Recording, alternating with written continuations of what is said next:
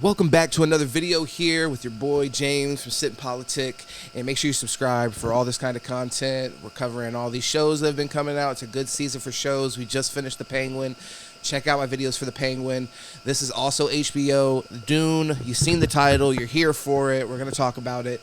Episode 1, we've been excited. Look, this was a hair day, man. I conditioned my hair today. It's going crazy, so you're just going to have to deal with it just being luxurious and all over the place.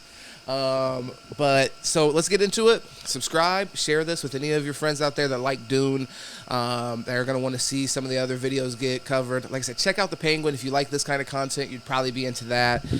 Fun conversations there. I'd like to hear how anybody that's a big TV nerd or anything like that is in, well, how they liked The Penguin and how they're liking this and anything that I might miss. So to start this show out, we're starting out 10,000 years before the movie Dune. So the movie Dune with, Paul Atreides and, his whole family getting fucked over and all that. If you haven't seen it, go watch it. Awesome, great sci-fi. And this is a TV show, so I was super excited about it. 10,000 years before, you're getting to see basically how the Bene Gesserit came to be, is what is the vibes I'm getting so far from the show. It starts out before the Bene Gesserit is a thing. You have a sisterhood of truthsayers, so similar purpose there. They're putting these ladies that are truthsayers that they train. It's basically a monastery. They are spiritual at this point, and they put them with these leaders, and the idea is that they're going to guide, the leaders to be not total assholes and do things that make sense for humanity. And also, to be clear, this series opens up with something that was really cool. If you watch the movies, then you know that, and if you haven't read the books, then you know that there's this, in this universe, you have this war against machines that had happened at some point. In the Dune movies, they don't fuck with machines. They don't use machines, thinking machines as they call it. So like in our society, it's completely adverse to that.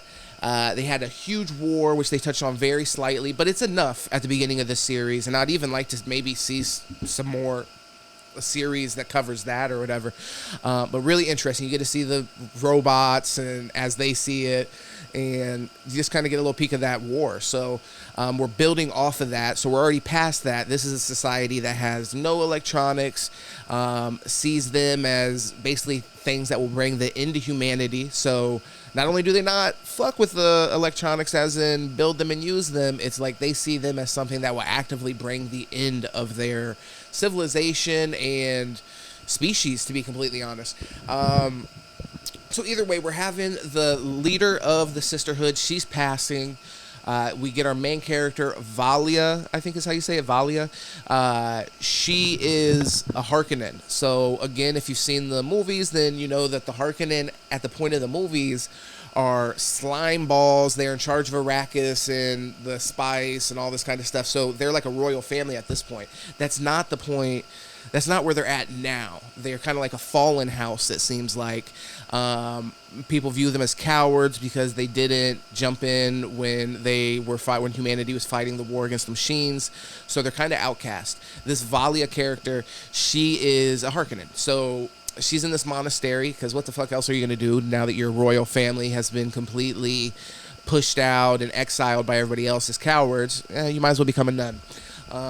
So we're seeing the lead lady die there. She sees something in this character, Valia, and she's like, she knows that she believes in her mission, and her mission is basically eugenics. She wants to pair the mates to create the best leaders. If you remember what I said earlier at the beginning of the video, the idea of this order is to guide these leaders. So this lady has a different idea. She wants to create them and control them.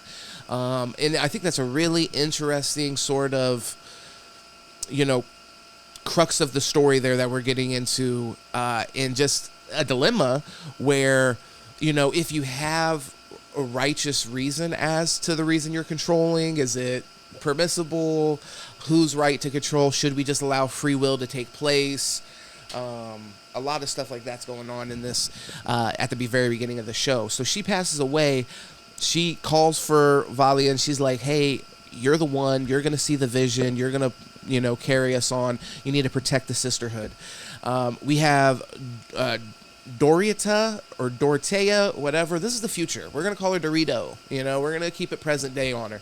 Dorito on the other side of that. She is more of on the spiritual side. She wants to honor what the sisterhood's been and sees, where it's been going as a bit of a perversion. So main lady calls Valia and she's like, fuck all that, going back to the old way stuff or whatever, preserving, whatever.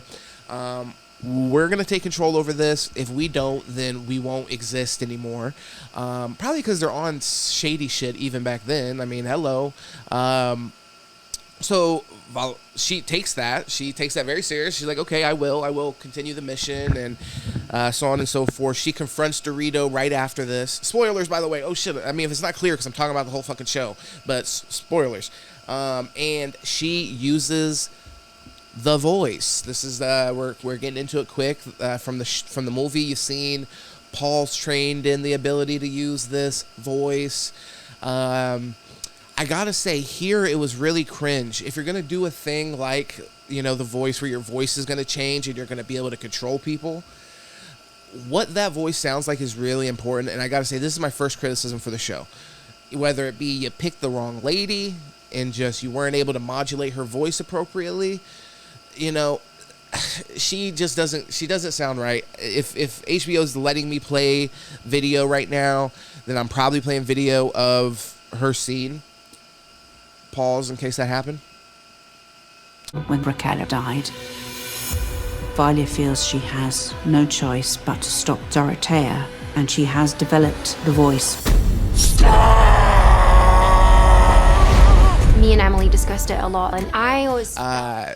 Yeah, it's very, grab your blade and put it in your throat. I'm like, I think I could ignore her voice, to be honest. I don't think it would work on me. I'm going to be honest with you. I think a more trained voice user would need to be dispatched against me. I think I'm going to be able to ignore, use your blade. Like, here they go fucking nagging again. Am I right, boys? But either way, so she ends up having her kill herself, and she takes over, and we move on, which is good because, like I said, I couldn't handle much more of that lady's version of the voice, so I didn't want to see her climb to the top. If that wasn't all it took to climb to the top, to be honest. That, as the Dorito lady kills herself, you see everybody else kind of filing in, so at that point, it might have been a Dothraki situation where they're like, hey, the strongest will lead us. What's the vision? All right, we're cool. We're just along for the ride. You would tell us what to do anyways. So let's just listen so you don't have to do that. From there anyways, though, like I said, we move forward and we see that there is a little bit of a different vision for the Bene Gesserit or the Sisterhood, whatever they're referred to at this point. I'm not clear if they've transitioned into official Bene Gesserit mode, or if this is still, we're seeing it come to fruition. Now, one thing I do want to address, just for the show's sake, because I think at least the first 15 minutes, because it's so focused on the sisterhood aspect, and you get this like occult kind of vibe with them. They're dangerously close to just automatically being lumped in with the Acolyte, which is obviously a dog shit show. If you've watched my video on here, fucking tearing it apart, what a horrible piece of shit, waste of money. How many people could we have fed with the money that went into those horrible actresses and actors' pockets, and directors and showrunners? Like, if we would have just taken all that money and reappropriated it, so many people's lives would be better off, and we only use that money to make people's lives worse off with such a piece of shit. But either way, so there is that obvious comparison. It's a sci-fi show. You're dealing with basically futuristic witches of some sort. There's even a scene where they're doing a little bit of a humming ritual, as the ladies like, and it's hard to not immediately be like, okay, this is giving me shades of the Acolyte a little bit. But in no way do I actually mean that as a shot or negative, because in reality, what this really highlights is that you could do all those things And they don't have to be cringe. They don't have to be executed poorly. They don't have to be acted out poorly. The script and the dialogue doesn't have to be a shit show. They really pissed on the Acolyte's grave with this show, to be honest with you. Like, I would be remiss to not mention it, because some of the similarities are obviously really stark and obvious, but in no way does that speak to the quality. They showed that you can take this show, for all the fucking people that were crying fucking sexism about the Acolyte, they showed that you could take a show, sci-fi show, an intellectual property we're familiar with, and you can make it female-led with an interesting story, a character that we don't know as the audience. We don't know this character. We're not attached to this character. You know, it doesn't have to be Obi-Wan every time, for example. And I'm not going to get into a super Star Wars rant, but just to really highlight this. Like, they did it well. The show's interesting. The dialogue was interesting. What was at stake was interesting. It was acted out well. The setting's interesting. So, you know, where I could see some of the baggage being attached to this, just because the Acolyte is so fresh in people's minds. If it wasn't fresh in our minds, honestly, I don't even know how appropriate it would even be to bring up as a comparison, because that was so horrible, and this is actually interesting. But I do want to bring it up, just because I think there will be people out there that see that, the parallels there. And, you know, I hope you agree with me. If you don't agree with me, if this is also, you know, or if Acolyte was not a piece of dog shit, please, you know, out yourself as a person that knows nothing about TV shows or movies or fucking seeing things or hearing things. You don't deserve your senses if you honestly think that wasn't a complete piece of shit. But either way, so we do have some idea here as far as like where Valia's descendants are going to end up. There's even points in this where you see some Harkonnen. They show us a Harkonnen specifically that's walking around trying to... Let me know if I'm wrong on this, if I interpreted the word seed wrong, but I'm pretty sure he's trying to sell whale cum to people. And I do want to be clear. In this show, there's a little bit of an obsession with cum. For a first episode, I've probably never heard semen or cum referenced more. But to be honest with you, it is fair, because the show, a lot of it is about this kind of, you know, eugenics program to a certain degree, where you're, you know, trying to leak up people to produce, you know, I mean, not a master race, because it's not down to that, but just superior people, essentially. People who can lead, whatever the fuck. But we do have, you know, Valia at this point. She's Mother Superior. She's king shit. She's placing people. You even get to see her just being fucking so indignant with... They come and they're like, hey, you know, they're letting you know all these houses that are asking for a truthsayer. And she's basically like, tell them they'll have to wait 6 more months. And, you know, tell them no. And matter of fact, tell them just lose our number. And you know what? Matter of fact, give them 1. Give them 3, I guess. I like them. So it really is just, you know, hammering home that she has full power, full grips over this organization, which makes sense. She's the only one that can do the voice. So she's got to teach everybody. Everybody's going to listen to her because they want to learn how to do the voice. And the answer is Marlboro Reds. Marlboro Reds is how you do the voice. But yeah, she's Mother Superior. She's running shit. So she is definitely going to be a pivotal, if not the main character, which I think she will be. She's going to obviously be a pivotal role and player in this Game of Thrones, if you will, because it is that. You know, it's a game to... Maybe if it's not like a Game of Thrones because the people that are real players in it don't actually want to be on the throne. They only want to have, you know, that sort of shadow power. If Game of Thrones is a story about, you know, people trying to ascend to becoming king, which it is, even the people that are doing shadow shit and that, like Littlefinger, for example, he ultimately wants to become king if he can make that happen.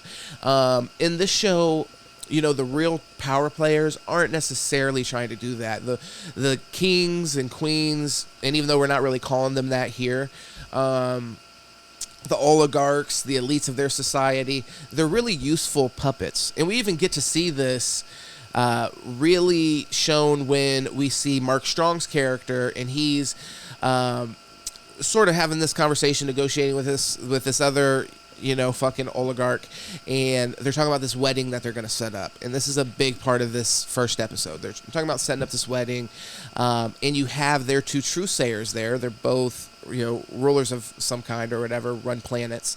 And you have these truthsayers there who are talking to one another through sign language. So they're communicating about, like, what their goal is, what their shadow organization wants to accomplish here. So, which is interesting because you don't have the technology. So these people are kind of like, it's a little bit word of mouth, which I find kind of interesting with the show. But they're saying like, hey, this is my mission. This is my main goal. And the other lady's saying, well, this is mine. We need to make this wedding happen, so on and so forth.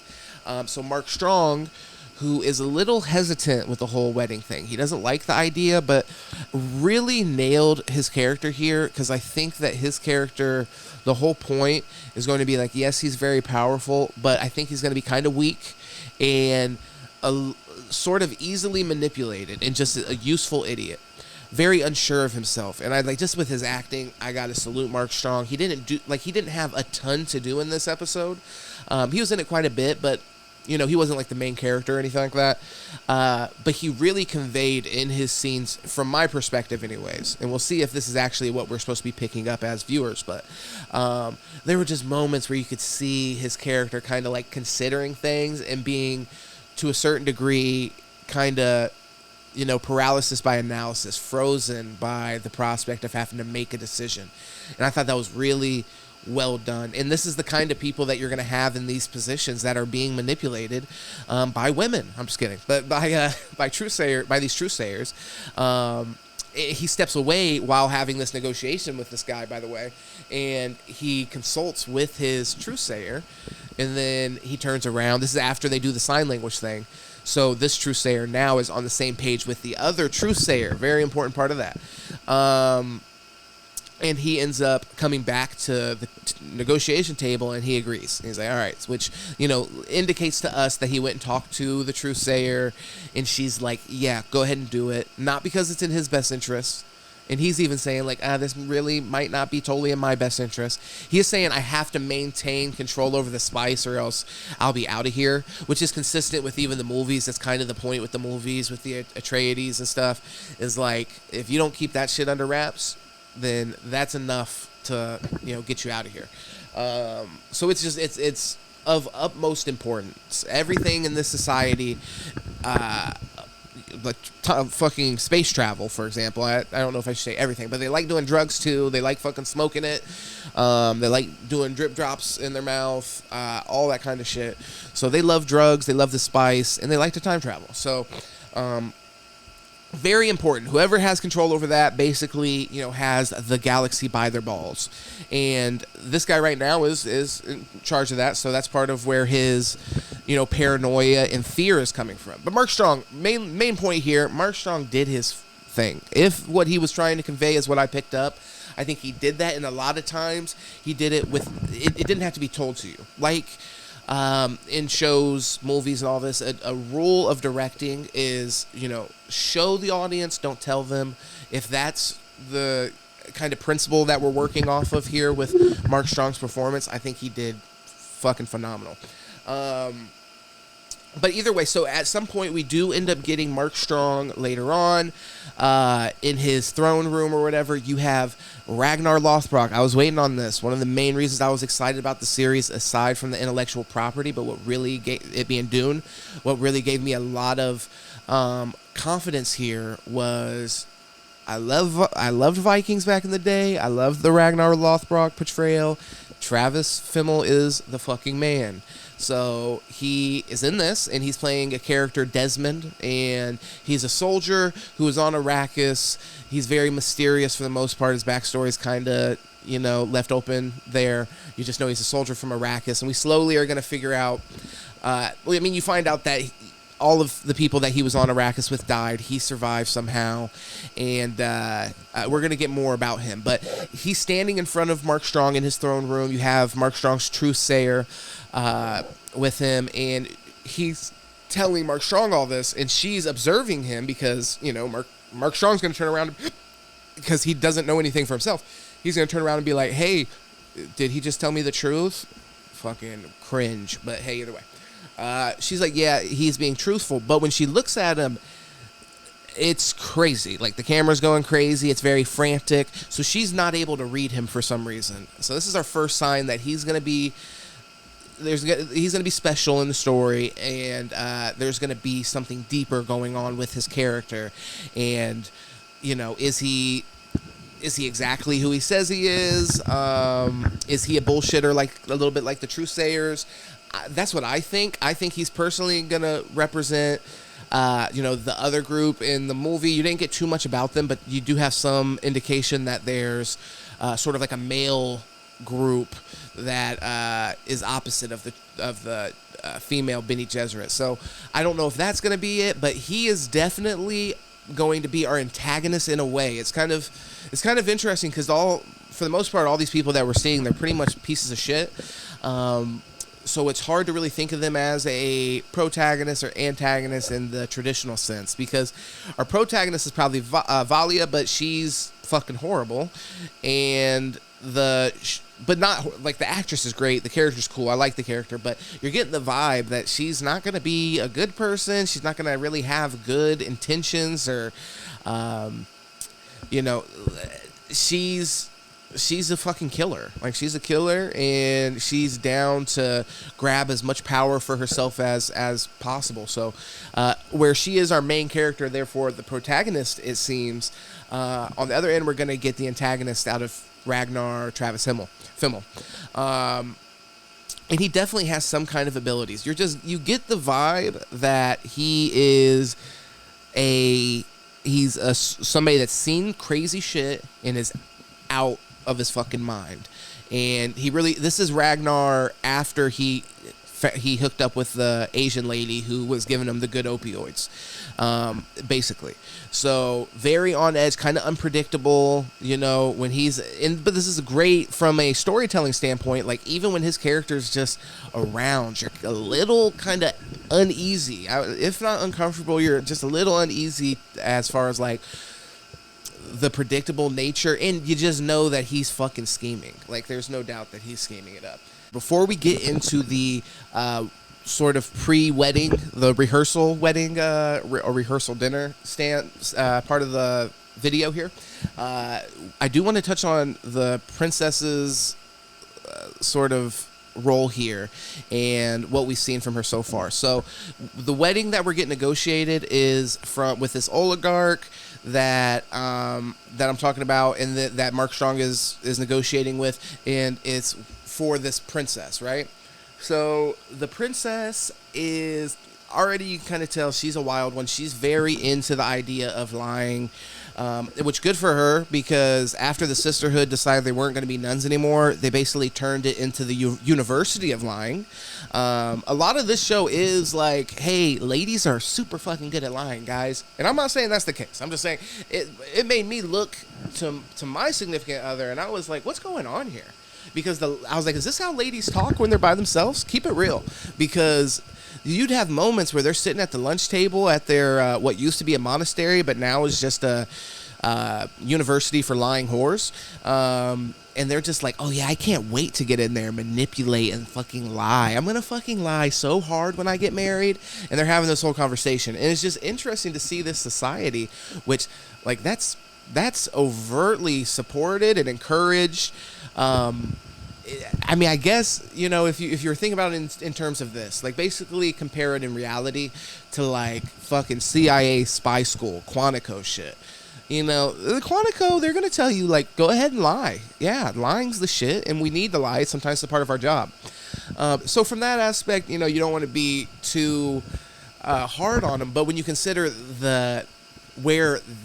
imagine that the CIA originally were like priests or something, or nuns, right? So Quantico was originally a fucking school for priests to get super spiritual and stuff, and then the FBI comes through, fucking Central Intelligence Agency, you know who you are, and they're like, yeah, no, we want all you guys now to focus more on lying. I don't want to get too political here, so let's just go ahead. But that's literally what it is. And they love it. They lock in, and they've created a ton of really good liars. The princess is actually excited to go to this school because she's like, I'm going to fucking get so good at this. She even has one point. So, by the way, I haven't mentioned, this was really weird and odd part of the episode, was you get the princess who's being married off to a fucking 9-year-old. So... yeah, the princess is hyped about that too. Real pedo energy coming from Princess Nez here, and she's like, she even says at one point, "I wish that he was fucking younger. You guys are giving me this shit on fucking easy mode. Like, you know, give me a 5-year-old to lie to. I'll do it right now." So she's cutthroat. She's cutthroat. She's going to be another interesting character. It's interesting to see where the morals and ethics of this fucking society. It's basically non-existent. Nobody's talking about telling the truth. I'll tell you that. There's no character that's like, God damn it, we need to fucking tell each other the truth and be honorable. I haven't heard it. Only I've heard people be like, yeah, Dorito was kind of like that. Dorito was like, hey, that stabbed herself at the beginning. She's like, no, we're not doing all this. We're going to do the right thing. But then she immediately gets told to stab herself in the throat and does it. So, I mean, what is that trying to say? What's the conversation to be had there? I don't know. But... yeah, she's very excited about the opportunity. She is going into it eyes wide open. She wants to be a manipulator. And we even get to the point, by the way, where they're having the little rehearsal dinner. And by the way, like I said, this lady, the princess lady, strong sexual energy from her, by the way. Earlier in the episode, she's learning to sword fight with her, you know, master of fucking swords. The Atreides guy, and the whole time he's thinking with the sword in his goddamn pants, he is beating her ass and winning over and over again, but they're doing some real, like, touching, where basically the show is just like, recognize that these two are going to be they're going to be love interest, and, you know, it's a little heavy-handed there, and kind of like, do we have to, like, get right into this? But, yeah, she's a manipulator. She has some kind of fondness towards him, but it might just be that she wants to fuck her sword instructor. Just typical shit, really. But even with this, I will say this show still fucking took a dump on the grave of Acolyte and queefed in their face. Queefed right in the face of the showrunner and all of her stupid shit. So one thing that was cool, and this did serve, though, this like marriage to this 9-year-old, it did serve to really convey a message of this futuristic, I don't want to say utopian, but like things look like they're pretty decent. Like it's not totally dystopian in a way, but it is, you know. And honestly, like that's the kind of like, there's a veneer of a society that is, you know, like futuristic in nature, and they have these huge kind of like trade agreements and all this kind of stuff. So there's this veneer of a society that's kind of put together, but then in reality, you know, to find out that it's completely fucking, the leaders are just told what to do by these lady truthsayers, and then you have these arranged marriages where you're marrying off 9-year-olds to grown-ass women. So it really conveys in a kind of pretty world, like a lot of the architecture and stuff that you see, because you're consistently like seeing how the fucking elites are living. So you get these really kind of like beautiful settings and set pieces, and then you get shit like this where it's like, oh, okay, this is kind of like you know, this is kind of a little bit of a fucked up society that, you know, its morals are completely upside down. And Mark Strong is even struggling with this idea throughout the episode. Like I said, he's struggling with the decision at the time of making the decision, and even after that, he's still struggling. And by the way, so let's move forward to the rehearsal dinner, whatever's going on. We we introduce the princess to her little boy bride. Everybody's vibing. Everybody acts like it's normal. It's not a big thing, I guess. And during this rehearsal, she's talking to the little boy. He's like messing with his pockets. He's kind of an asshole, to be honest. Real fucking dickhead. She even says, like, at one point, she's like, I know you're lying. And he's like, you're not a truth sayer. I'm like, bitch, I can still, you're a bad liar. Like, fuck. But yeah, so she says, hey, let me see what's in your pocket, because he's kind of fiddling around. He pulls it out. It's a little ball that turns into a lizard, and fucking runs around. It's an electronic fucking thing. Remember at the beginning of the episode, we just had a war with the fucking machines. This little asshole feels like, hey, it's all good. I can play with whatever the fuck I want. Fuck you guys. The lizard starts running around the party. Everybody's freaking the fuck out about this little toy lizard. Ragnar Lothbrok stabs the motherfucker, man. Stabs him, saves the day from the little toy lizard. His dad, who is the guy that Mark Strong was negotiating with towards the beginning of the episode, you know, he comes out and he's like, why is everybody freaking out about a toy? Everybody stop being pussies. Like, da-da-da-da. Mark Strong steps up and he's like, you know, you could tell he's kind of conflicted. At least that's the vibe I got. Like, he's really, you know, in this... Great acting. Because, I mean, I could see, like, in reality, this moment happens. It's a bunch of chaos. The shit all went crazy. And now you're like, okay, everybody's looking at me to make a decision right now. He makes a fucking bitch-made decision. And he's like...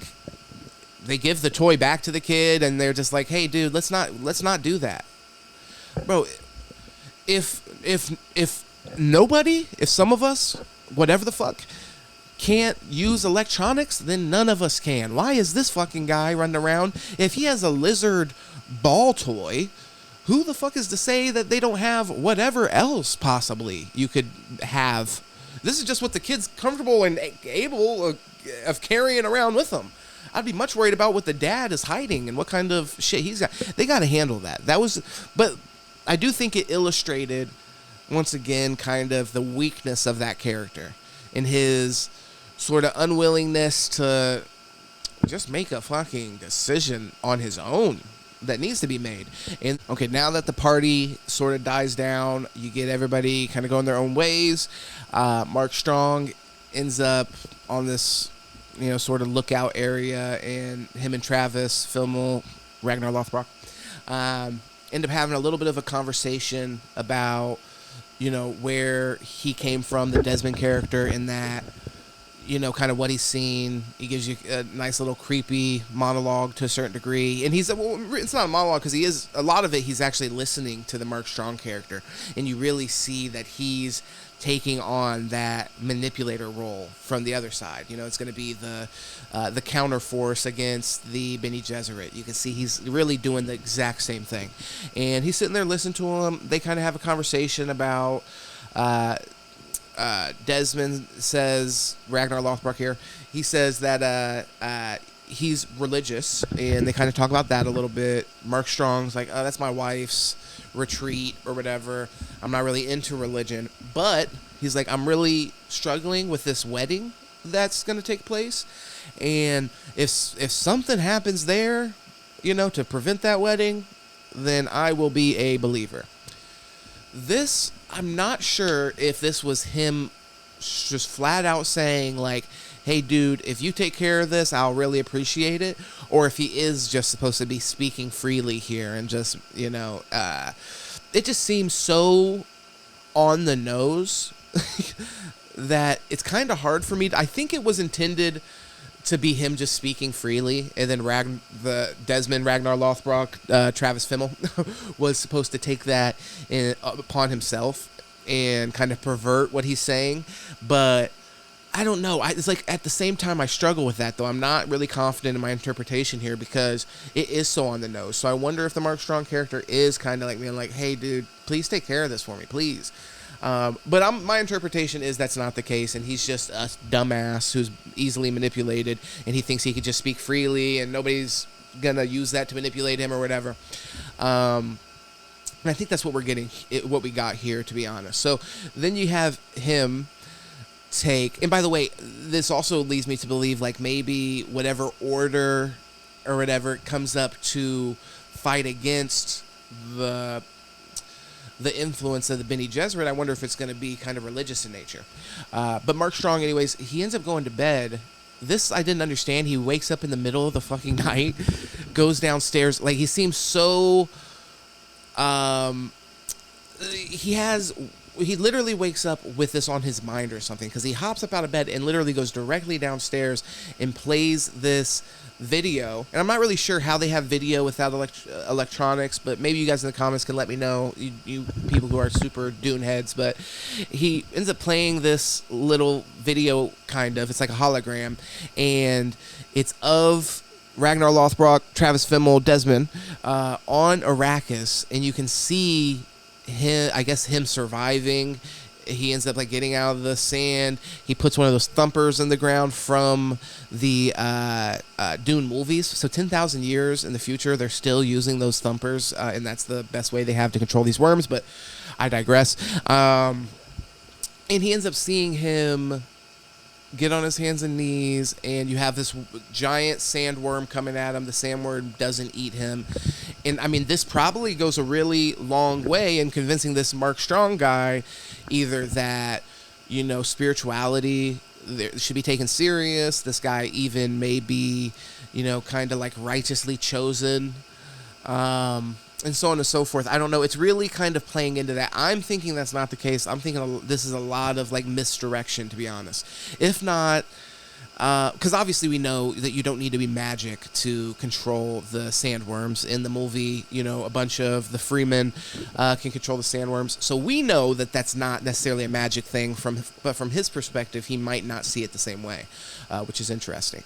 And later on in this episode, this is coming towards the end of this episode, you have so Ragnar goes after getting the indirect request to stop this wedding. And I don't know how Mark Strong maybe thought this was going to take place. Maybe he thought he was just going to, call up the wedding planner and cancel everything or something. But that's not Ragnar's style, and I don't think that's going to be Desmond's style. So he goes and he finds this kid, ends up having a little heart-to-heart with him in the hallway, has a really creepy fucking dialogue with him, ends up basically saying, like, hey, dude, you gotta sacrifice things, and he's like, your sacrifice won't be in vain. And then he goes like this, puts his hand on his head like he's Professor Xavier, and then the kid starts to, like, melt. So that was cool. I fucked with that. I think also I'm not actually even that mad at him for doing that. I don't think this makes him that bad of a character. Like, something needed to be done about that kid with his electronics, and he was still playing with his fucking electronics. Like, that is a real issue in a society where we're not allowing electronics. It's like, think about how devastating and how much of an advantage even electronics could give an individual.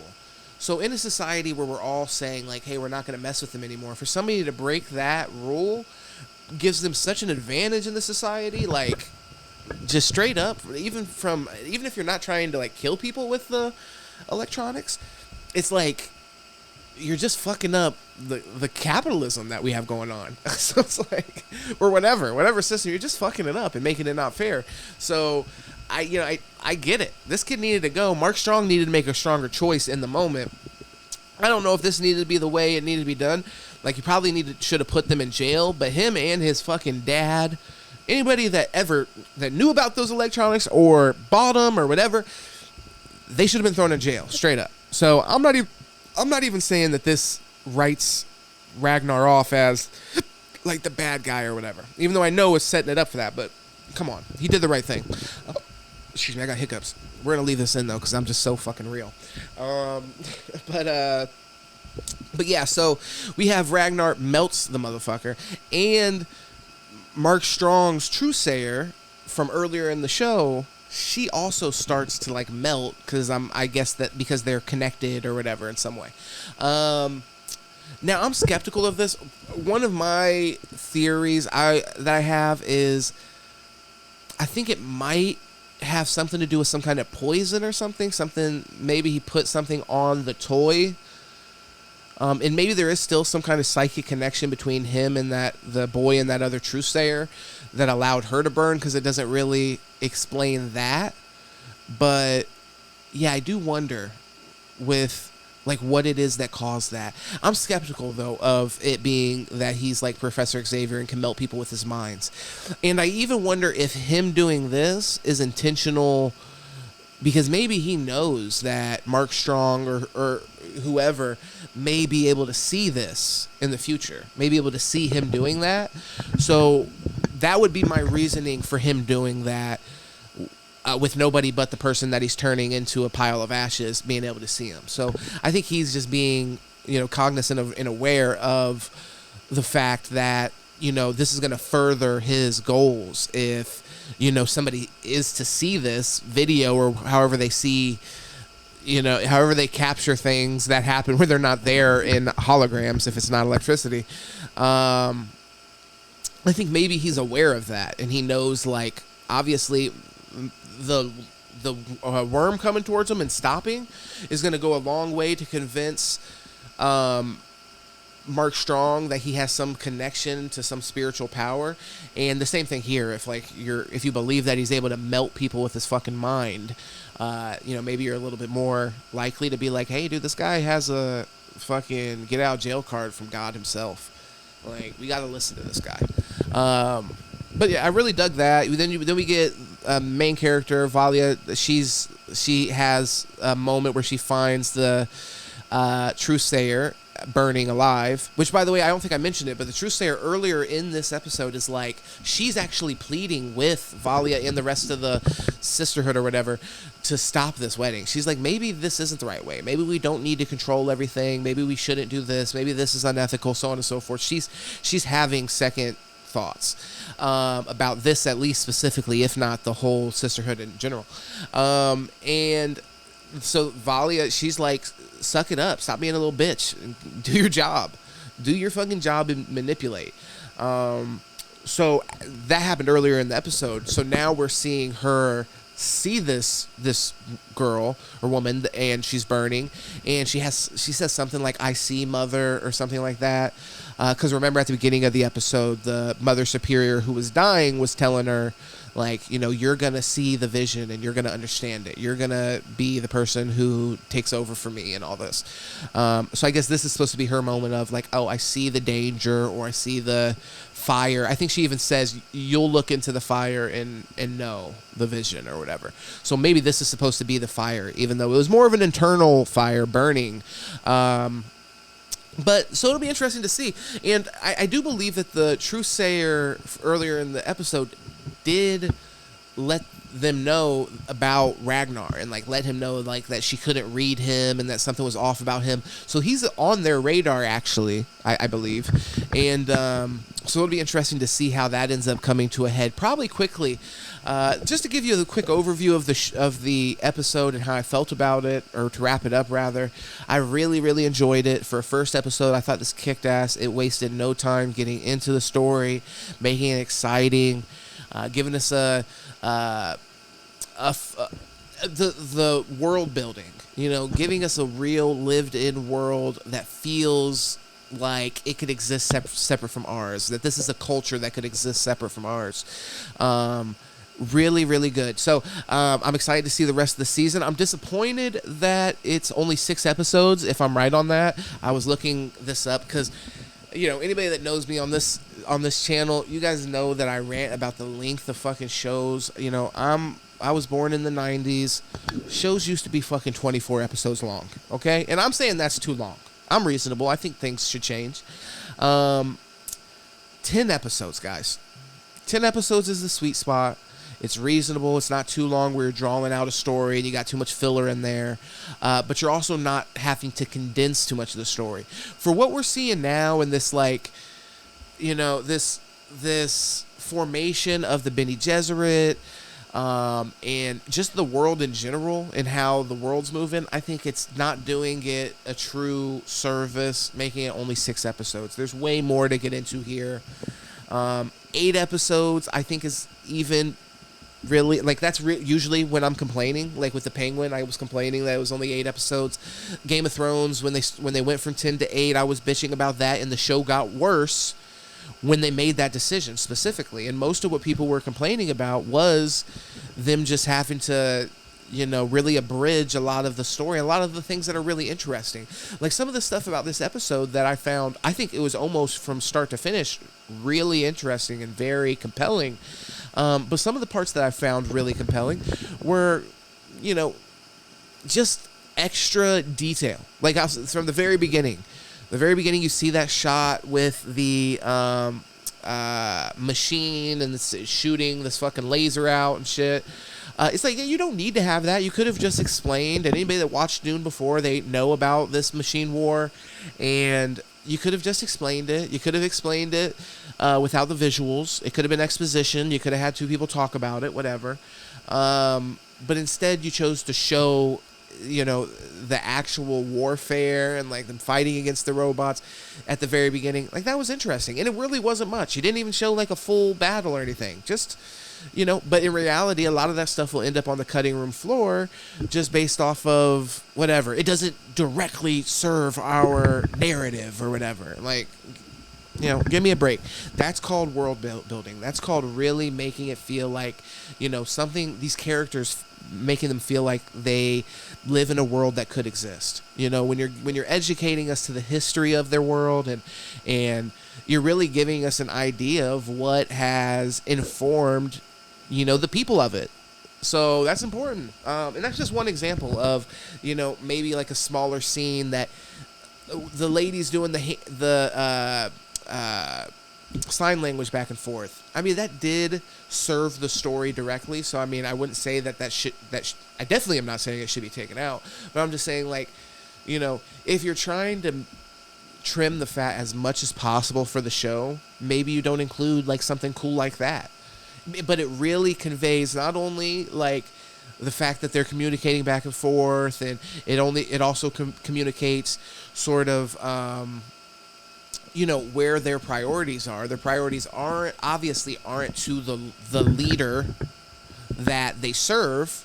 These truthsayers, their most ironic name ever. But these truthsayers, they, at least as far as what we've seen so far, 100% of their devotion and loyalty is to their order.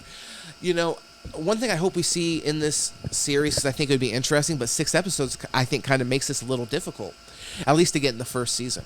But I would like to see one of these truthsayers. What happens if one of these truthsayers ends up getting assigned to a leader that is maybe super charismatic or whatever? And you saw Lady Jess, I think was her name, the Paul Atreides' mom from the movie.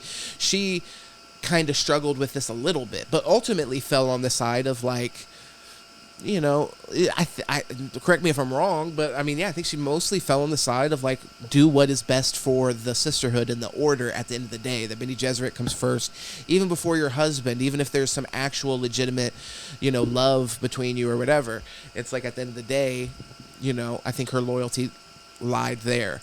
So I would like to see what it is, what could come of, like, because the Bene Gesserit, they're so powerful, what could end up happening if you have one of them that becomes, whether just enamored with a leader, a charismatic leader, or really falls in love with one of their leaders or something, and that tests their loyalty. And maybe if they lean aside from where it tested Jess's loyalty in the movie, maybe they end up leaning more on the side of the person that they're assigned to or whatever.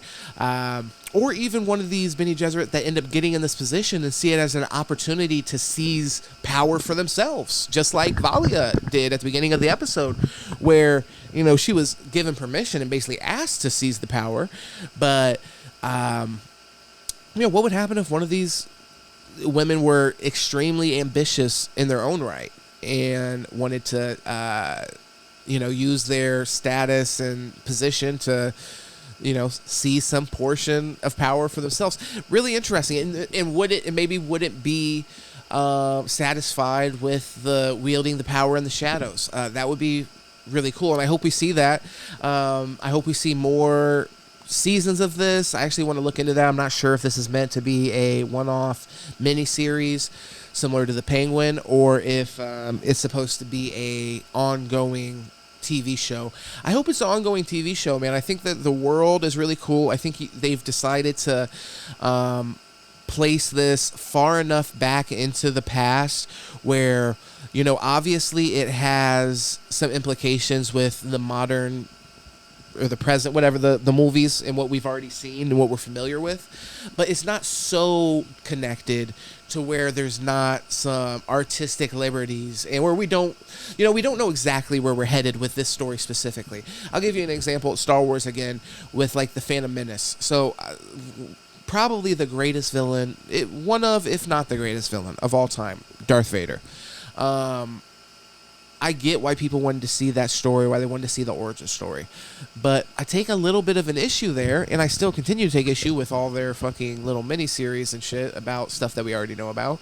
But because these stories are literally, like, intrinsically connected to these stories that we've already seen play out.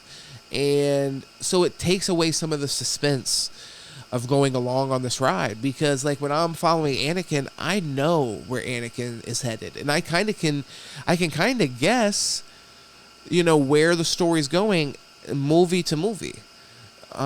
Here I think they've alleviated some of that by going so far back, and I think that's a smart decision. So I'm excited. I had no idea how the Bene Gesserit was founded. It does seem kind of straightforward, you know, for them to be such a manipulative organization and so on and so forth. It does seem like it was a little abridged there, where it's like, lady's dying, hey, you take over. 10 minutes later, she makes the other lady kill herself. Now she's in charge. You know, I hope we see more digging into that, because it does seem like, you know, there just wasn't enough resistance there. But then again, when I'm saying that, though, and I'm gonna wrap it up here in a second, but when I'm saying that, I don't know if I actually do want them to go dig back into that. On one hand, of course I do, but then on another hand, I have to consider there's only 6 episodes. So fuck you, HBO. Like, Jesus Christ, have some fucking common sense. You have a great piece of creative intellectual property here. And I'm not saying to milk it. It's like, but at least treat it with the respect it deserves. 6 episodes is ridiculous. So I would like to see kind of how that takeover happened of the sisterhood, and, you know, if there were any other kind of forces that were pushing against that, you know, any kind of outside sources. You know, they obviously, the sisterhood had been directly connected to power leading up to that point. So were all the power systems that they serve completely willing to stand by while they figured out whatever direction they want to go after this Mother Superior died? That doesn't seem really realistic to me. So I wish that we would get more of that, and we would get more backstory. But, you know, at the same time, I got to be honest with how intrigued I am with the present day story they're telling. I don't think we have enough time for that. I don't think we have time to go spend an episode like they did in The Penguin, showing us the backstory of Sophia Gigante, and that was an awesome episode. I love that episode. It was also 8 episodes, and there was a lot of backstory already, a lot of heavy lifting for the backstory already taken care of with the Penguin, because Batman and the Penguin, I mean, those are characters that we're already really familiar with. But I still I think that show should have been 10 episodes. I think the Penguin should have been 10 episodes. That episode with Sophia Gigante would have taken away from the story less so if we had more of a runway to tell the rest of our story. I think there's no doubt that, you know, we had to, you know, make Oz's story a little bit smaller so we can, you know, give Sophia's character the proper, I mean, I don't know if I'd say send-off, because I don't know, I hope we will see her again, but just to give that character its proper due. That's why 8 episodes makes no fucking sense. And with these, by the way, properties that you know you're going to make money off of, you know the Penguin's going to be successful. Did anybody release the Penguin series and think like, oh man, you know, were they nervous the night before? Like, I don't know if people are going to really fuck with this. I can see there's a lot of shit shows that come and go after 2 seasons on HBO, where I get why you would be a little bit more concerned, you know, when you're releasing the show back in the day about the guy that just had a big dick. Like, okay, like we don't have